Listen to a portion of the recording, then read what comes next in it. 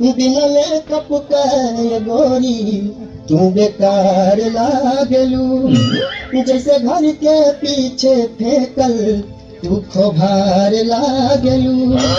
बदमाना करेगा सच कहा तनी हो, कब कब तुम के लोमड़ अबिलार लागलू, बिन मेकअप के गोरी तू बेकार लागलू।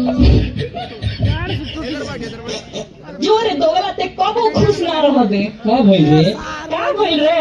तोरा संगे हम हल्दी लगावे के सपना देखनी, और सुटोनी तू हमरा के चूना लगा के चल गइलो। काहे बिस्कोपरा ने चिहा के ताकत आ। ई कोनो सरकारी स्कूल का फार्म ना हो जे भरे खातिर तैयार हो। I love you.